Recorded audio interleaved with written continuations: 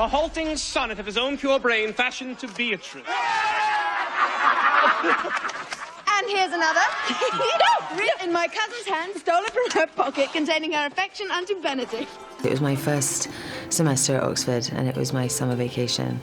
It was kind of a nice job to have, my vacation job. My first memory was going out and meeting with Emma Thompson before we started shooting, and she said, let's get in the pool. And I said, okay, but I haven't really got a swimming costume. She said, don't be silly, you don't need a swimming costume. You don't need a bathing suit. Well, get in naked with me. And then she said, oh, and I've noticed that you're shaving your armpits. They didn't do that in Shakespearean times, so you're not going to be shaving your armpits for the movie. And I was like, this is the coolest person I've ever met. I want to be her, and still do. I'm an American citizen. May I please telephone the American embassy? Darlene, where are you taking her? We shot most of it in the Philippines, and then came back and shot a little bit of the beginning in LA. And I'd not spent very much time in LA, and we came through customs, and they said to me, hold on, excuse me, you've been to the Philippines. And I'm like, oh my God, that's so funny. I've just played a character who got put away for years for smuggling heroin. They're like, this isn't funny, can you come in the back room? I was like, oh no, I really have been doing that movie. I definitely haven't got any heroin on me. Even more than anyone else hasn't, because I totally know, I was there for about an hour and a half. People in this outfit have way too much time on their hands. I just hope they don't think there's been something going on between us, that's all.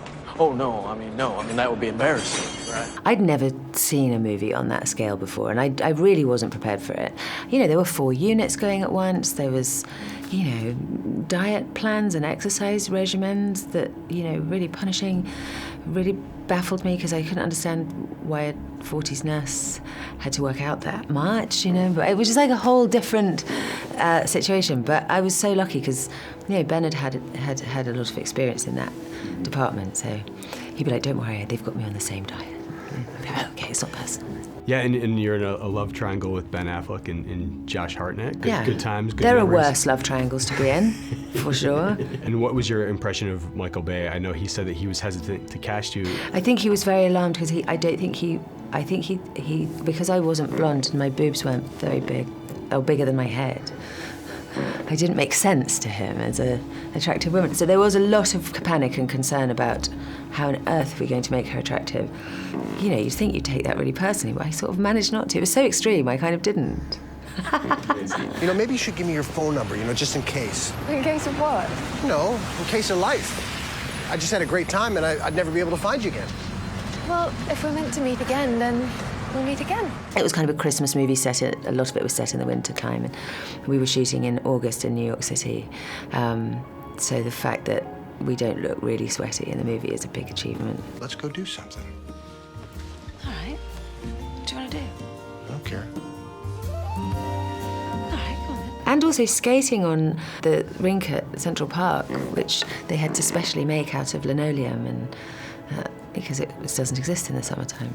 How were your skating skills? I'm very good at ice skating. I did lessons when I was a child. I'm not good in the sense of hold my leg up the side of my head and go round and round and round like that.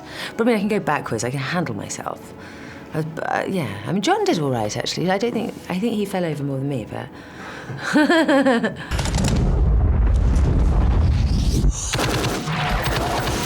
I'd been in America a while and occasionally kind of going up for parts that were kind of, a cop or somebody kind of tougher, and people would be like, well, but she's sort of Jane Austen-y and she's very period and she's a bit fragile and all that. And I thought, oh, I can't have that.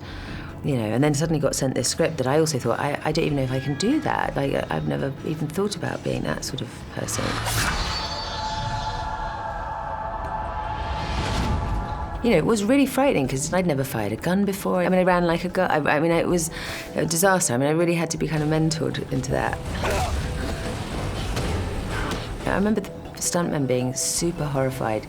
So just let's, throw a few punches. And I kind of went like this, so I had my thumb in my fist, kind of went like that. And they were like, oh my God, okay, it's gonna take a minute. What do you want to know, Howard? Was I screwing Artie Shaw last night?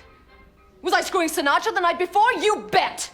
Everyone told me you were a goddamn lunatic, but I didn't listen. It's no wonder Kate Hepburn dumped your demented ass! With The Aviator, you would come on to play one of the greats, and Ava Gardner also be directed by one of the greats. Yeah, he just creates the most fantastic creative environment for actors. So, yes, it sort of was theoretically really intimidating, but in actual practice, it was completely exhilarating, creatively nice experience.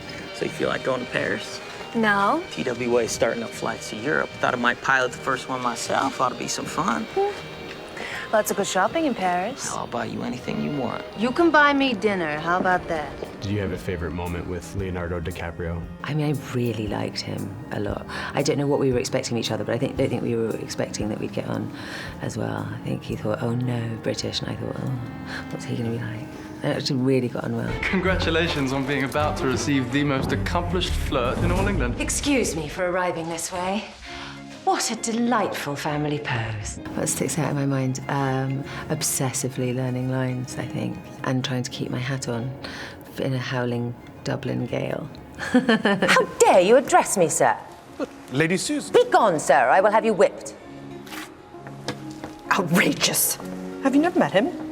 No, I know him well. I would never speak to a stranger like that. I think the appeal of them is that so often, if you're in a period drama, there's a very high chance it's based on some incredibly well-written piece of work, literary work. So you're probably going to think your character's fairly great, and that's what I like the most about them, to be honest.